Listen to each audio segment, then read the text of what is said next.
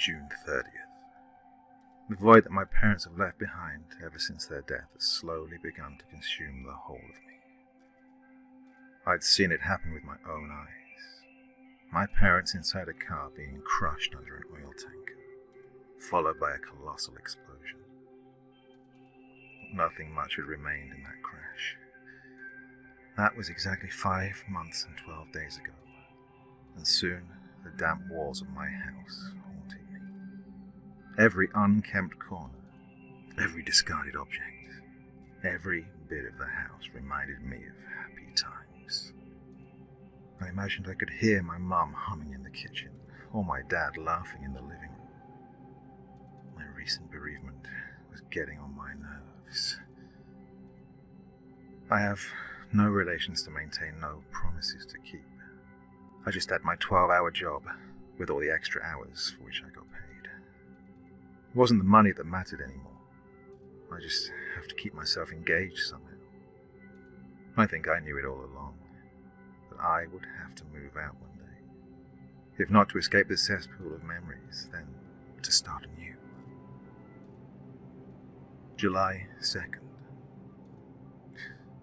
Sold my house to a businessman, who was more than just willing to pay me a handsome amount, just enough to buy myself this house on the eastern fringes of the city.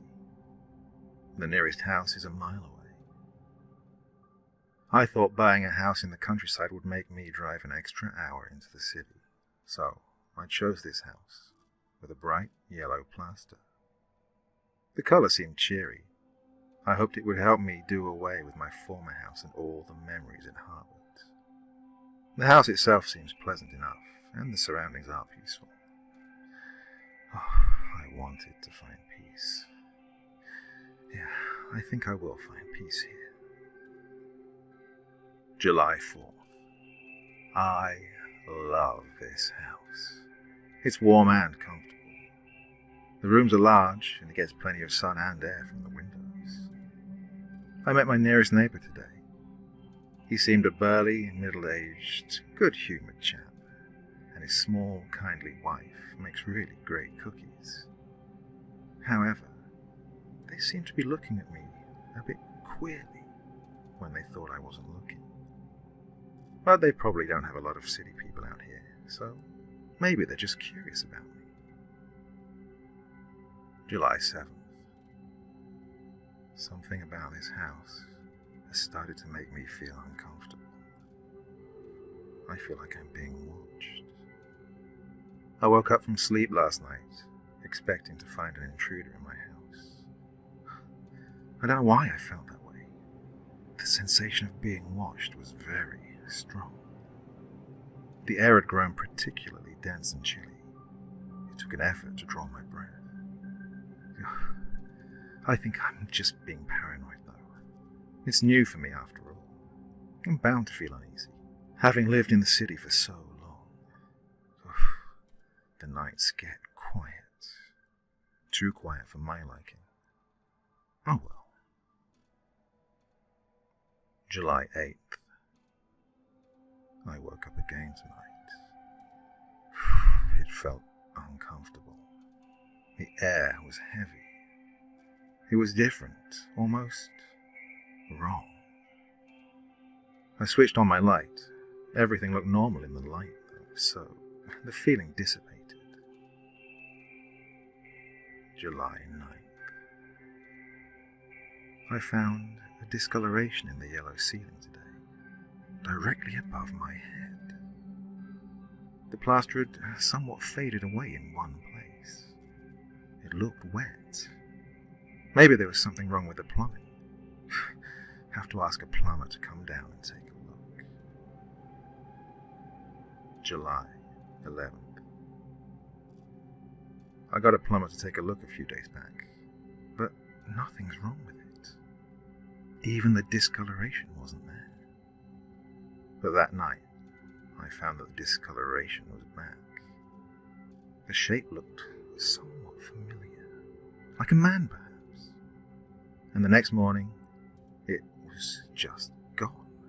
Again. This has been happening for a few days now. Maybe the pipe contracts during the night. or something like that. Water leaks out. It gets cold in the night anyway. Hurts to breathe with the air all heavy. I need to check this out. July 13th. I have a growing feeling that the sensation of being watched increases when the discoloration is there. It's creeping me out. I called the plumber, who came again, and he said there was nothing wrong. I wish it would go away. It looks like a man more than ever, and it appears at different places every day, I've noticed. Is it alive? Maybe it's a snake that's burrowed in the pipes or something. I swear, I'm going to be up all night. I'll catch it if it moves. July 14th. I couldn't stay up all night. Fell asleep. The man shape is now on the left wall. I'll try my luck again tonight. July 15th. Couldn't stay up last night either. This is frustrating. The damn shape is back, and now on the ceiling. I can't stay up at night like this every day. God, I'll mess up at work. July 17th. The shape is scaring me. I can't catch it moving. Yet, there it is, in a different place every day. I've tried staying up all night watching the shape intently. God, it just looks like a normal plumbing problem. But it isn't. It isn't. I'm sure it's alive, and I will catch it. Last night I felt so damn scared. I drew the bedsheet like a thin blanket and hid myself under it. I covered every inch of myself, from the tips of my tightly curled toes to the bend of my head. And I held the end of the bedsheet tightly clenched in my fist. Who was I hiding from? Death, perhaps. Death in the shape of a man. But death is peaceful. Death isn't repulsively yellow. Death is momentary. God, I'm rambling now. Maybe what I experienced was a sleep terror or something. I'll look it up.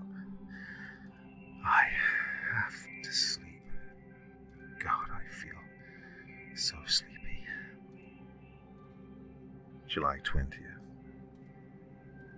Every night, every damn night, I am startled out of sleep to find the discoloration of different places and different positions in my room. I hate it. I can't sleep anymore. It seemed the discoloration, the man, would choose from the vast yellow a spot, any spot, to persecute me, torture me with uneasy sensations and terror. And I felt disturbingly obsessed with the colour. What exactly was the man in the wall telling me? What did I owe him and what did he owe me? I haven't confided in anyone my experiences regarding the nightly errands of the man in the plaster. My colleagues just think I'm suffering from chronic insomnia.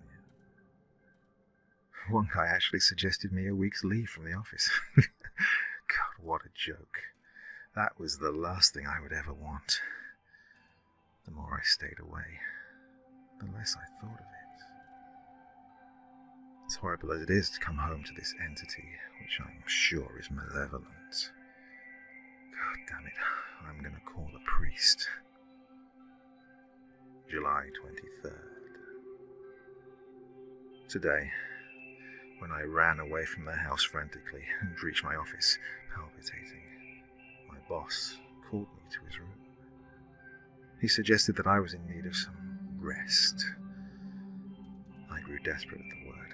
I pleaded with him, but his tone grew sharper and he told me that some more deserving and fruitful man should get the money I draw from the office every month, without significantly contributing to the company. In my panic and frustration, I'm afraid I screamed at him. He looked at me like I'm crazy. 2 security guards forced me out of the office, and another one kicked out my suitcase along with me. I thought of never returning to the house, but where could I go? Am I crazy? No, I'm not. I know I'm not. July 24th. I saw them. I swear. I saw my parents. It was them, with mutilated bodies, dislocated shoulders, detached legs, broken necks on cracked skulls and blood-smeared faces. I haven't seen anything more horrifying. But I blinked, and they were gone. But I can feel them. They're in the walls. They are everywhere. This can't be a drink-induced hallucination. I know what I saw. I'm not crazy. They want me to join them in the walls. They were my parents. And they were here. I'm not crazy. I raised my gaze up to the ceiling, only to find the man gone. The discoloration had dissolved away like it was never there. I swear, this time I'll catch it if it appears again. I know it's watching me. I have to prove that I'm not crazy. July 25th. It moved. It moved. It moved. It moved.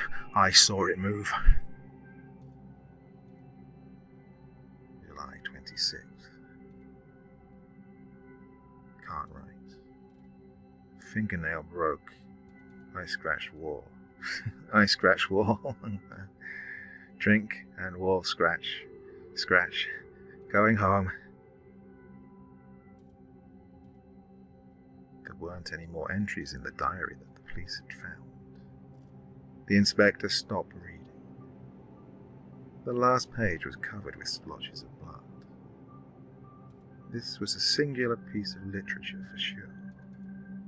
He looked around at the pale yellow walls. An entire section of a wall was scratched and the plaster was missing. Blood was smeared all over it. He assumed it was from the broken fingernails. The poor man must have gone crazy, thought the inspector. The man's body had been found laying half in and half out of the wall. His face was blue, and he looked strangled.